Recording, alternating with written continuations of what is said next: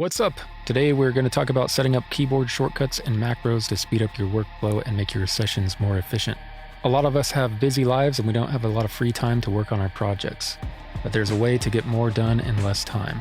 If you're operating your DAW with one hand and you're doing everything with mouse clicks, you're doing the computer equivalent of driving your car with the emergency brake on. What if I told you that you could more than double your speed at basic tasks simply by involving your other hand?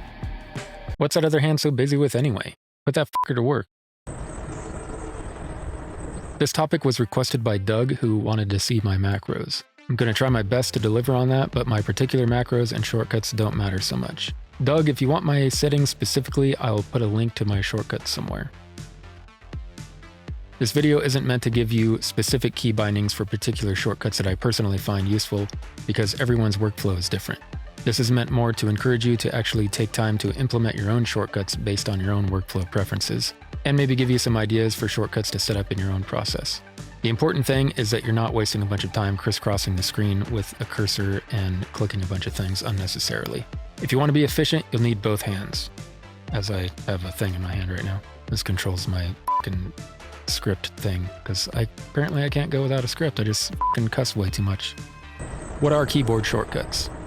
In some cases, they're just modifier keys that temporarily turn your mouse into a different tool, meaning that you don't have to swap it out every time you want to do a particular task. Other times, they're a combination of keys that execute a particular command or action. Most programs will have a list of built-in key commands where you can learn more efficient ways to do your most common tasks. Macros are basically just multi-level actions that can be triggered by something, like a keyboard shortcut or a mouse button. Some apps let you customize your own macros directly in the software settings. Others may require help from a third-party app that basically strings together a bunch of input commands based on a single trigger. The importance of momentum. This is a super important topic that requires its own video, so I'm not going to go too deep into it here, but there's a thing called flow, and it is something that we want to achieve with any session. In simple terms, the flow state is simply where everything feels like it's happening automatically, that you're cruising along at peak efficiency. The barriers between you and your music seem to disappear. You're no longer operating software, things are just happening, and ideas are flowing straight from your brain to your workstation in a continuous flow. We'll talk more about this in the future. Not only can fiddling around with the mouse break this flow state, it can prevent us from even achieving it in the first place. Remember, we want to get the software out of the way. We don't want to be thinking about how to do a particular thing. We just want it to be done as quickly as possible so that we can keep our brain in creative mode and not keep interrupting it by asking it to search for something on the screen. If we can train our brain to simply remember the shape of a hand signal, we can commit this to muscle memory and connect it with specific actions that we want to achieve. This drastically shortens the amount of time between our decisions and their execution. My specific shortcuts don't matter. What matters is what you can speed up in your own personal workflow with shortcuts that make sense to you. I'm in Cubase as my main DAW, but the program doesn't matter. Look for ways that keyboard shortcuts can speed up your workflow in whatever program you're using, whether that's Cubase, Reaper, Pro Tools, Logic, Ableton, Final Cut Pro, DaVinci, Resolve, Blender, Unity, whatever. A big thing with keyboard shortcuts is their shape. Your fingers will sometimes need to make almost like a guitar chord shape, and that's where muscle memory comes in. After a while, you will forget what the actual keys in a key command are, but your hand will automatically take the correct shape when you think of that task that you're trying to accomplish. That's kind of like when I first started this video, I'm like, what are my key commands? Because I don't think about them. That's the whole point. You know, it's just a thing that happens. So now I have to actually be like, okay, what am I actually doing? Which will be another part of this video that I'm going to film separately. All right, moving on. We're in Cubase. Okay, so yeah, navigation. This is probably the most important for speeding things up, because everything about clicking on this stupid thing and these fucking little plus and minus. That, dude. So if you want to scroll around horizontally, you just hold Shift and mouse wheel. And this is, in Cubase how I have it set it up, but you're going to want something kind of similar to this. And going up and down, vertical scroll is just a mouse wheel by itself. So you can, oh, I want to get to this thing. Cool. What if you want to zoom in vertically? Okay, that's Shift H. That makes the tracks taller. Shift G collapses them. If you want to collapse them all at once, you just hit Z. Or if you want to make one of them big, you hit Z one time. But like if you've got like weird stuff going on where, some of them are bigger than others, whatever, you just want to reset it, just double tap on Z. Resets them all to this kind of smaller size. If you want to just expand one track that is highlighted, Command arrow down. We'll do just that. Oh, Waveform Zoom. If you're zoomed in a bit, but you want to see these zoomed in more, that's Option H and G. That doesn't make anything louder, it's just zooming in on the waveforms. That can be useful for editing sometimes. Moving to song section. So I explained this in the setup part of my guitar tracking video, but I'll go over it real quick here as well. So normally I have these song sections in this arranger track, but if you are on something that does not have an arranger track like this, it's okay. You can just use a MIDI track. I'll get to these, or let's call it song sections. Let's give it a different color. Let's go with the MIDI color. And then to make things faster, I'm just going to copy what I have above. And I'm just drawing out blank MIDI regions for each section of the song. And you'll probably have to listen to your song for this, but since I already have this, I'm just cheating and using that. So then to navigate to these different sections of the song, if you click on this region, at least in my Cubase setup, there's a shortcut, the letter P. It will highlight that section on the timeline. And then if you press the button L, press the L key, it will move your cursor to the beginning of that selection. So click PL, click PL, or I mean, you can use your MIDI regions that we set up here. And then you've got this section highlighted. And then you can toggle the loop with the / key on the number pad. That turns the loop on and off. And so you can loop any section.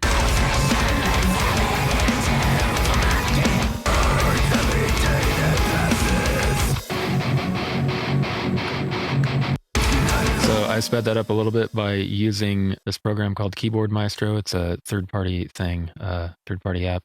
And it will basically, you can use it to trigger other macros.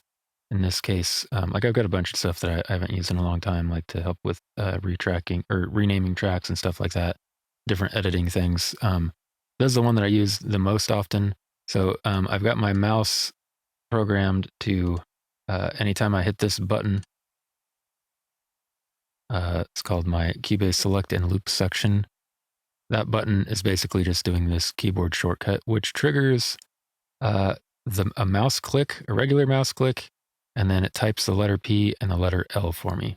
So basically, it's when I press this mouse button, it's doing this: click PL, click PL. But then I just have it on one button, so it makes it easier. And this is cool, like, because if you are tracking your guitars and you've got like a pick in your hand or whatever, it can be kind of tricky to, you got to either set the pick down, put it in your mouth, which is kind of gross, or like what I normally do is just this sort of thing where you've got it and then you move to your mouse. That can be kind of a pain in the ass if you're trying to move around. You got to click on specific things. This just makes it easy to click. You can be a little bit sloppier with your mouse movements. And it's just quicker to move around. So like how I had that highlighted to get rid of the this range selection. Command 1 and 2. Command 1 sets the beginning locator to your cursor, and then Command 2 sets the secondary locator. So it just basically collapses it. It's Command 1, 2. So like if I'm trying to just get back to the beginning, I've got the rewind button, which is the comma key. That takes it back to 0. Or sorry, so let's just say I had something selected here. and I just want to clear that. I'm like out here, comma, command 1, 2, and then I'm back here. Oh yeah, okay. So, and then loop toggle, I talked about that. / on the number key. Creating new tracks. So audio, that's just Shift Option Command T. That brings up an audio track. I know it's like, it's easy enough. You can click on this and you've got all this stuff here. But by the time I'm like, searching through all this stuff, like if I already know that I want a MIDI track, boom, that's M. So all of my create track things start with the Shift Option Command and then different letters. So audio is T, MIDI is M, folder track is F. What else we have? Instrument is I. Group is G. So, it kind of makes sense. But normally that stuff's already set up in a template for tracking. So that isn't super crucial if you have that set up ahead of time. But sometimes if you're in the, in the middle of something like, oh, I need a new track. Boom. Audio is ready to go. Oh, sending tracks to a group.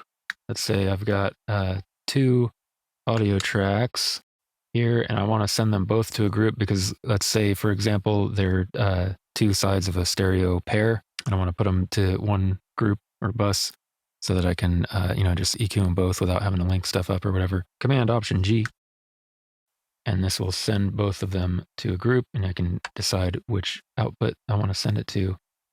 Yada yada. I'll leave that blank, and then boom. Obviously, save, Command S, undo, Command Z, redo is Shift Command Z. And then in Cubase, you've got your other type. You've got your regular undo, redo, which is Command Z, Shift Command Z. But you also have a mixer undo and redo, and that's just Option Z for undo and Shift Option Z to redo. Oh, okay. Different views, menus, or whatever. I like to use this lower zone for things. I bring that up with Option Command E. This is what I mean about, like, I don't really I have the shapes memorized. Like the E I kind of remember, but I have to look at the modifier keys because I don't really, I memorize the shapes mostly.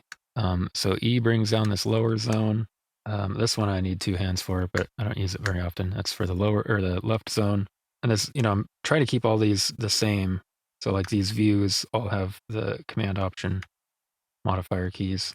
So E is the lower zone, L is the left zone, R is the right zone. But I use this one probably the most often. And then kind of like, like first-person shooters, you've got the WASD or WASD or whatever they call it for navigating your stuff. I can move up and down from the fader view, inserts and sends, and moving to the right moves that thing. So it's a little bit less mouse clicking. Okay, toggling pre-roll on and off. So the pre-roll is basically where it'll rewind by a specific amount before playing or recording. I have that set to the tilde key or whatever that's called. And you can see that turning on and off here. I've set it set to 2 bars, which I don't know, there's like a weird glitch where it doesn't quite go 2 bars.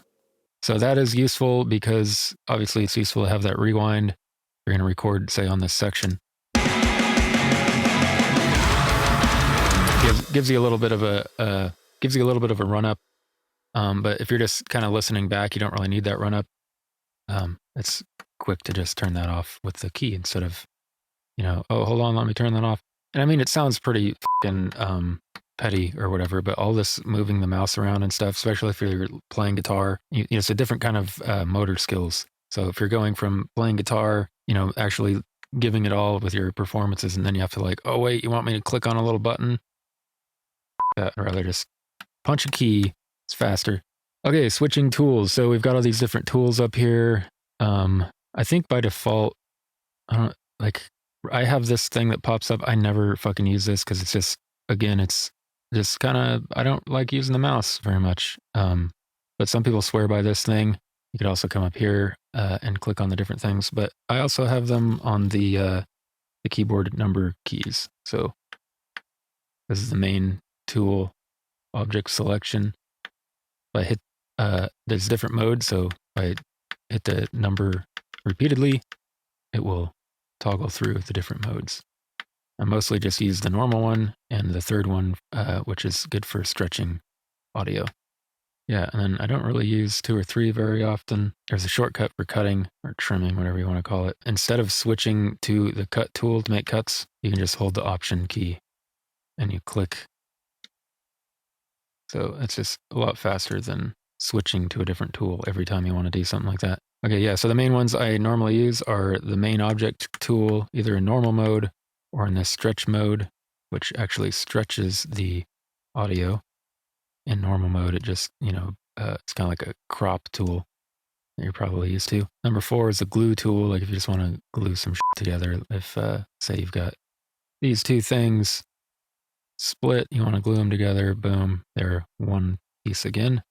And then 7, the mute tool. This is really handy if you want to turn stuff off.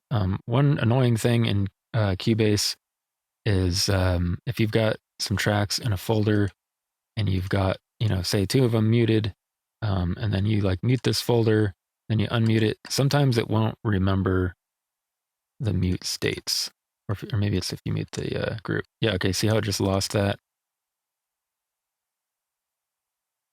So that can be annoying because if you're, kind of flying through a project, you won't realize that maybe you unmuted something and then all of a sudden you got something that you want muted in the mix. So a lot of times it's handier just to mute the clip because you can't fuck that up with the mute button over here. Okay, automatic track arming. So this is not something that I normally use. Most of the time when I'm tracking, I just have a recording track that is set up and I will just record onto that. And I just drag that wherever it needs to go most of the time. There are other times where you might want to be specific, like if you have 2 guitars that are playing different parts, you might want to stick to arming that particular track. And this can be annoying, switching back and forth. But one way, like you can set up Cubase to automatically arm the track. Let's see. Enable record on selected audio track. Okay, so here it is. You go to editing and then project and mix console. This option here, enable record on selected audio track. You can also do it for MIDI if you wanted. And then that makes this a little bit easier if you're toggling back and forth between different tracks.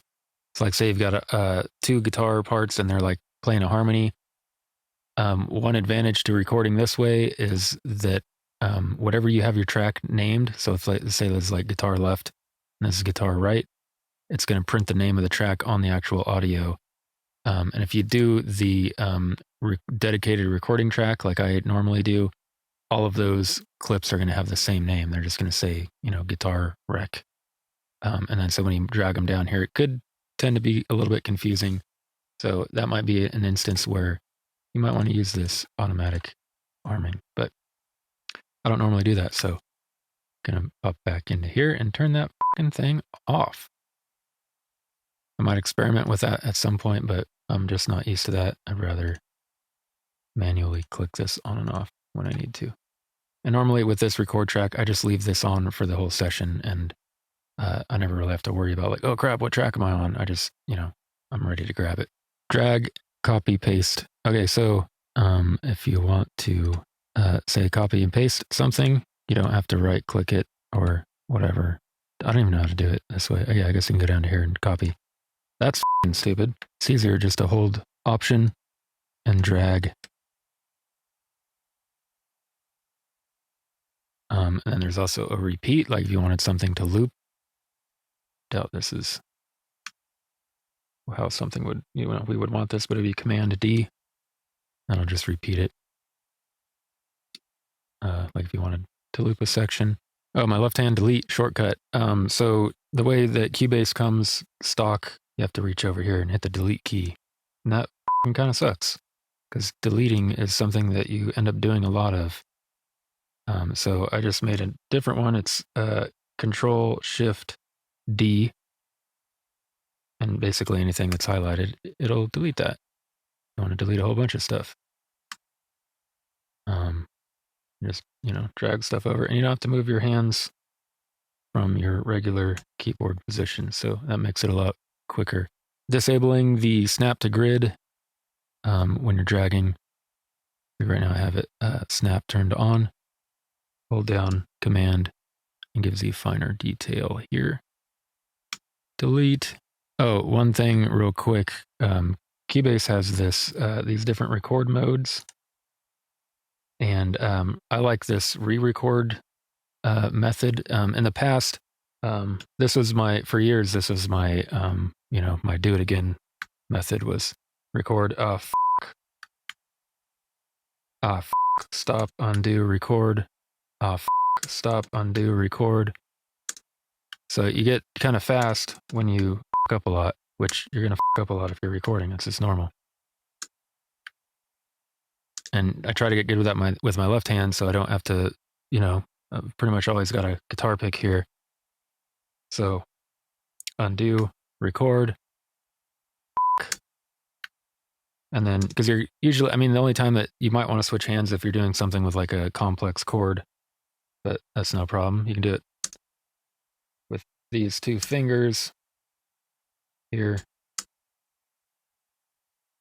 That way you're never you never have to lose your pick grip. You're never like, oh, hold on, let me stop that. Using this transport. I have it down here, but I don't know if I've ever used that in Cubase because, you got the spacebar. So yeah, that's a handy trick. If you're recording and you've got a really hard, difficult guitar chord, you don't want to lose that to, if you're engineering your own stuff.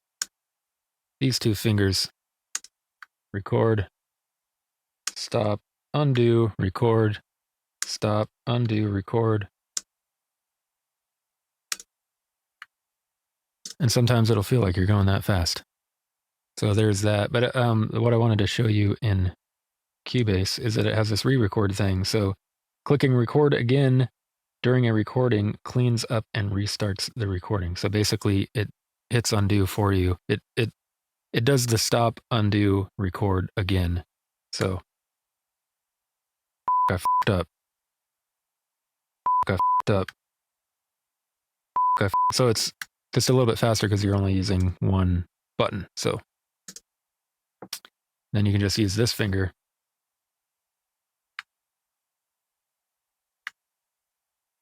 You're like, oh shit, where's my pre-roll? Undo, toggle pre-roll. And there you go. Oh, I guess that's pretty much it. That shows my main keyboard shortcuts and macros that I use most of the time. Getting started with shortcuts. Find things that you do a lot in your workflow and see if there's already a key command for it. Write this down on a notepad and keep it next to your keyboard. Get used to using that shortcut instead of reaching for the mouse every time. Once this becomes automatic, find another common task that you could start using a shortcut for. Then add another, and then another, and on, yada yada. Is there something that you can't find a shortcut for? See if you can make a custom one. If not, maybe you can make a macro. If not, you might be able to use a third-party system like Keyboard Maestro or a Stream Deck. Flashcards. If you're like me and you like going full nerd and you want to memorize a bunch of shortcuts for something quickly, you can make flashcards where the action is on one side and the key command is on the other. There are also mobile apps that will let you do this digitally. That's how I learned most of my key commands for Cubase was when I was switching from Pro Tools. I just used an app, Flashcard App thingy. Let's see if I can find a link to that. Sticky notes are also useful to keep around with shortcuts that you might not use often enough to memorize right away. There's still a bunch of things that I could probably make more efficient with, new keyboard shortcuts and macros. But this brings me to another issue, and that is